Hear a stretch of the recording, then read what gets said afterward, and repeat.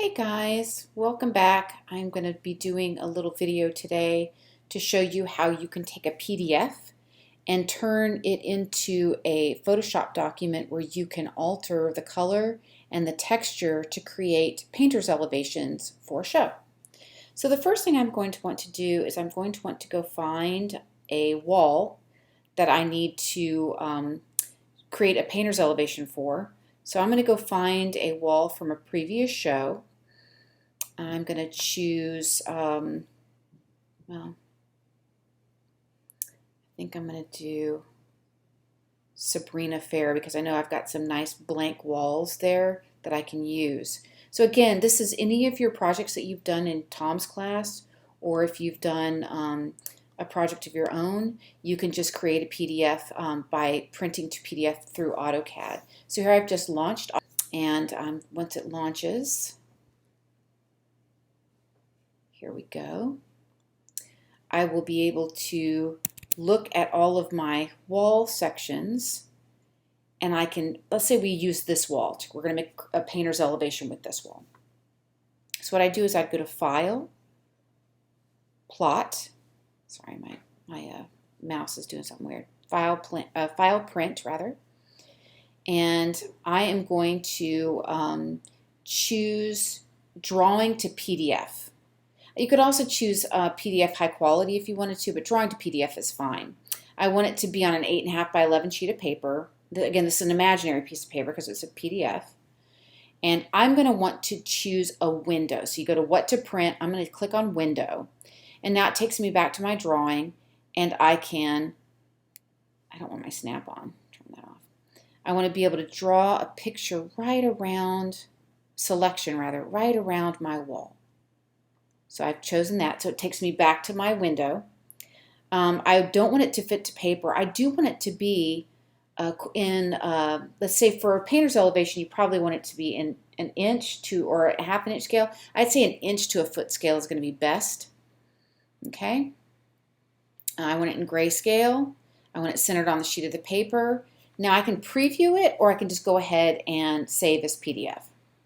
So or say plot to PDF. Okay, that's fine. Always continue under these conditions, continue. Okay.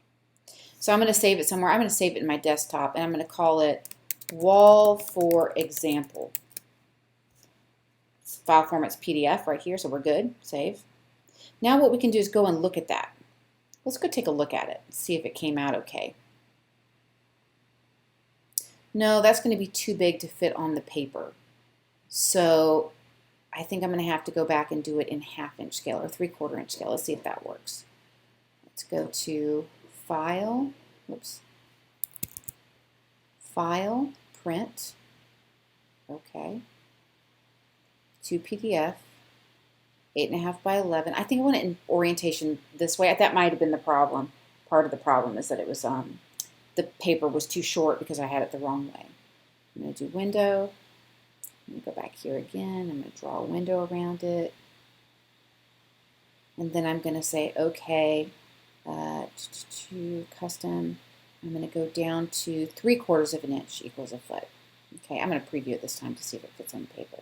It doesn't quite fit on the paper. That's okay. I can go back and I can say, okay, I just have to make it a 1/2 inch to a foot. Let's preview it again. Yay, okay, we're good. Okay, so I can go back there and I can say, okay, plot. And I want to call it the same thing. Example wall, I'll call it. Okay. It's still PDF, so we're good. Okay. So now I can open that up because I know it's fine because I saw the preview is fine. So I can close AutoCAD, quit AutoCAD. I'm not going to save it. Here's what it's going to look like. This is Acrobat Pro right now showing me the preview of this. But another thing we might want to do is we need to get rid of, well, we don't really need to. You could, if you wanted to, in your AutoCAD drawing, you could take a copy and paste this whole wall and then get rid of any of these extraneous like dimensions and stuff that you may not want to see. So that's another possibility of something you could do. But you don't have to, and I'll show you why. Okay, so I'm going to close Acrobat. I'm going to go to Photoshop. open, example wall, open. And it just tells you all of this. I do want it in RGB color, even though the original is in black and white. I'm going to make sure that that's set to RGB color. And I'm going to say OK. Okay, so this is what it looks like. I'm going to view fit on the screen. Okay, so this is what we're dealing with. I would like to say that at this point, for me, I like to go ahead and save the drawing that I'm working on with a different name. Like I don't want to do all my work on my original layer because I want to have a clean original layer. So what I'm going to do is I'm going to first go to File, Save As, and I'm going to name it something else. I'm going to put it in a folder that makes sense too because this is my summer. I don't want to lose it. No, that's summer 2020. There it is. Okay, so this is going to be workshop number 3, but I'll make a folder here. Here, I'll just do that now.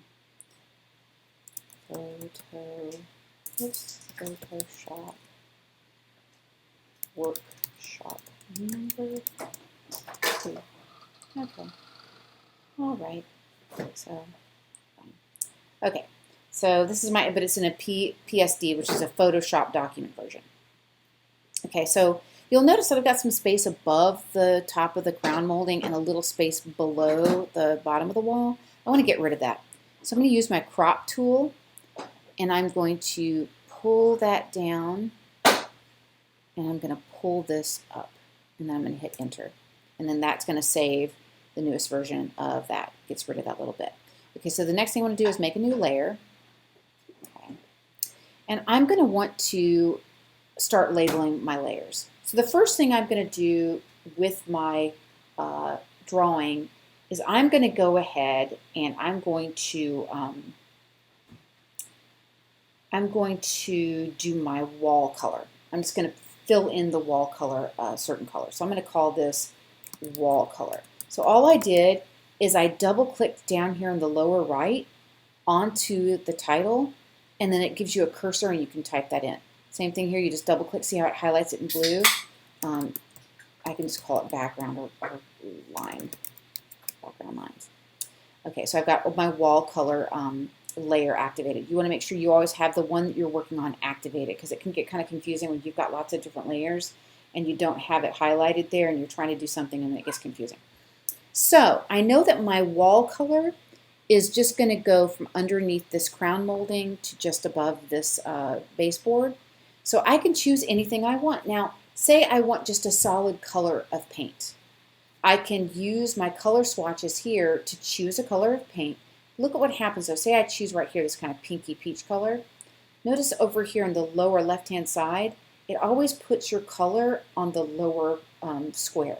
So if you want to paint with it, right now if I try to paint, it would be white. I'd have to click this little arrow here to move that color in. So let's do that. Let's say that we want to have this peachy wall. So I have to select the area first that I want this peachy wall to be in. So I'm going to go up here to the corner and I'm going to select all the way down to here to this lower corner and see my marching ants are in there. Then I can go to the paint bucket tool and I can just fill it in solid. And you'll see that it's going to be completely solid. So to get rid of the marching ants, you can hit escape. Or I'm sorry, Command D, or you can go to Select, Deselect. You can do that. So now I can't see my background lines, and I'm covering up my door. There's lots of stuff covered up now that I don't want to have covered up. So what I could do is while I'm working, I can click down here in the lower right and drag my background layer up to the top layer. If it's above there, then you're going to see the background layer through it, what's below. So there's my wall color. So to get rid of this area colored in that I don't want, all I have to do is go and activate my wall color layer because I'm going to be selecting an area of it and eliminating part of it. And I can drag it to where I want it to be. Now you'll notice my marching ants on the left side, I don't like where those are right now. So I'm going to go back and I'm going to do that a little bit again. Sometimes you'll want to use your magnifying glass. And if you hit Option, you can just see it better, and then that gives you a closer up view, and I can get my cursor right on it, so I don't have a place where I've got, oh, now I've got a little sliver of white showing through that I don't want. So I'm just pulling down, dragging down until I get to the lower corner. And now that I've got that marching ants around that area, let's look at it. There we go. I can just hit delete. And now I've got my, and deselect, I've got my door molding showing through. Okay, so say for example, I want to not just have a flat wall, I want to have a vignette. I would have to do that vignetting on a separate layer. And a vignette is where you paint darker around the edges of the wall. It's something we do very commonly in theater, scenic painting. So let me do this, layer, new layer, and hit OK. And it's going to put it right above my wall color. I have to have it above there. And I'm going to type in vignette. Typically a vignette is going to be either a light, like a brown or gray or browny gray. So I'm going to go find kind of like a gray-brown color, kind of a tonal color. And then if you hover over the paint bucket tool, you'll see that there's another option called gradient tool. Click on that and see what we get here. So on the gradient tool, you've got lots of different options for how to do it. And I'm going to go ahead and just show you a little bit of an option. Walking through here, you're going to see the mode. You can change the mode, and you can. These are just things you can practice with, and then you can just hit undo, and you can really get a sense of, you know, what it's going to be, how all these different filters affect it. So I'm going to choose overlay because I don't want a really hard application of color. I want it kind of soft. And I'm not going to want to have an opacity of 9 because that's barely anything. I'm going to bump it up to 24 and see if I like that.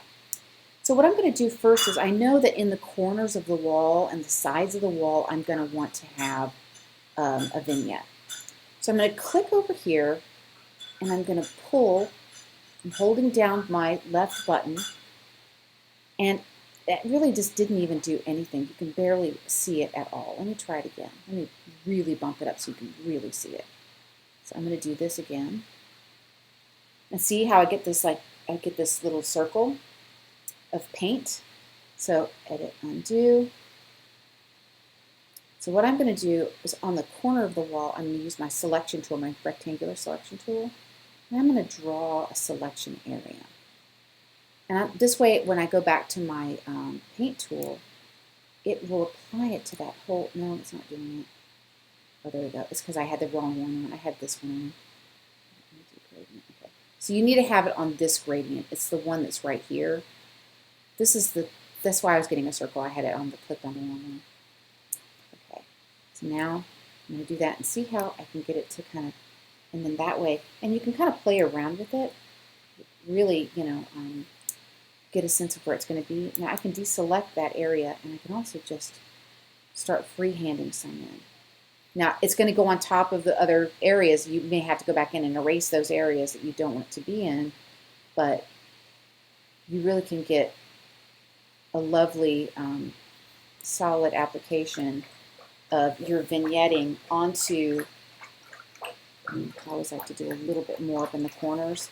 And then you can also do it around the edges of the door. Oh, whoops, undo. So yeah, that's going to be a little bit harder. Let's see, maybe I can do it with the selection tool. I can do it like that. Go back to there. Yeah, there we go. That'll do it. And again, if you don't like it, if you feel like that's too hard of an edge, and I kind of feel like it's kind of a hard edge, you can always adjust that edge by going up here and changing the opacity. Also, if you stretch your cursor out further, I tend to like to click and then hold down my shift key so that my line of my vignetting is held. It won't go up, and it will only go at like right angles. So it kind of helps you from getting like weird curves. Anyway, so play around with that. You can even see if we just look at we just turn everything else off and we look at what I just did, that's what's happening. Okay. So now we've got some of that done. I'm going to go back to my background, to my vignette, and I'm going to get rid of some of the stuff I don't want to have my vignetting on. I'm just going to go and I'm going to use my rectangular selection tool, and I'm just going to delete and clean up, areas that I don't want to have, that I don't want to be battling with for my molding. Delete that. Probably going to come up here and delete that. And over here, delete that. So you get the picture. Okay. So now we want to do our molding. I'm going to need a new layer.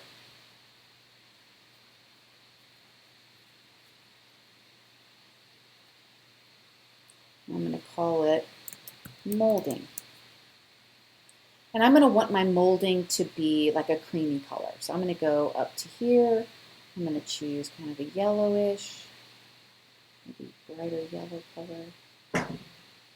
And I just want something that's kind of a cream. That's really not very creamy, that's kind of greenish. I'm going to go to swatches. Color. Let's see.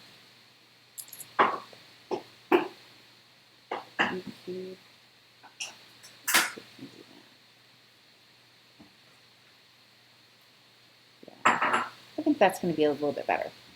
Okay, so I'm going to go and make sure that my molding layer is activated, and I'm going to go in. I'm going to select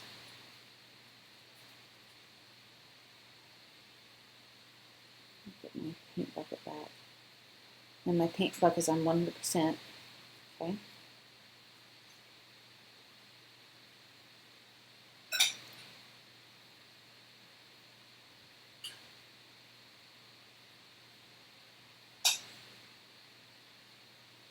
Okay, now remember we used the pen tool last time. I'm going to go back and I'm going to use my pen tool again. So again, you just click on the pen, make sure that it activates. And this way, if you hold the shift key down, you can get perfectly right angle lines. Oops, there we go. And then you can end it there. There we go. And then you remember we go to paths. You load your work path by bringing it down to the little circle of marching ants. And now I have this whole area selected. And I can go and I can fill it all in. And you'll notice right up here at the top, I missed a little place, which is really annoying. So I'm going to go and I'm going to zoom in. Things like that happen in Photoshop. It's okay. So what you can do is just go up there. You can select, you can just push your selection tool to the side and it'll usually do that for you. Okay, deselect. And now we know, view, fit on screen. We know that we've got the door filled in and we don't want that. So what I would like to do is I go back to my background lines and I can use my magic wand tool to select that. So I've got the area selected. I go back to my molding layer and I just hit delete. And there you've got a basic painter's elevation. Hand to somebody. Of course, you print it out. You use double-sided tape or spray adhesive to mount it to a piece of black board. You can use foam board. You could use matte board. Then you would label it. I like to label mine with a white Prismacolor pencil. You're going to put your name on it. You're going to put the name of the show on it. You're going to put the name of your scenic artist on it. You're going to put the scale. Remember that this is 1/2 inch to a foot scale. So you'd want to make sure you put that on it. And you'd label the name of the wall, where it goes on the set. And then you would cover it with a piece of clear plastic. I'm going to show you guys how to do this when I work with you individually, or you've probably seen them in the scene shop too. It's not that hard. I mean, you just have to buy the clear acetate. You can get the acetate at craft stores. Usually it's in the gift wrap section because the thin stuff is usually used to wrap like gift baskets. Or if you're at a really good art supply store, you can ask one of the people that work there where their rolls of clear acetate are, and you'd get a higher quality acetate to work with. So it doesn't need to be that thick. But sometimes the stuff that you get at the craft stores, that's the gift wrap stuff, it's very, very fragile. So, and then you just tape it on top of your, neatly on top of your painter's elevation, and that's the most professional way to hand somebody who's going to be painting for you the work that needs to happen. So now you can think about this. You could also, if you needed to, you could find scale wallpaper and scale it down and put it onto your wall. This Photoshop is so easy to use that it's really very flexible for you. So I hope that you really enjoy doing this and that you give me a holler if you have any questions. I miss you guys, and I hope that you're doing great. I'll talk to you real soon. Bye.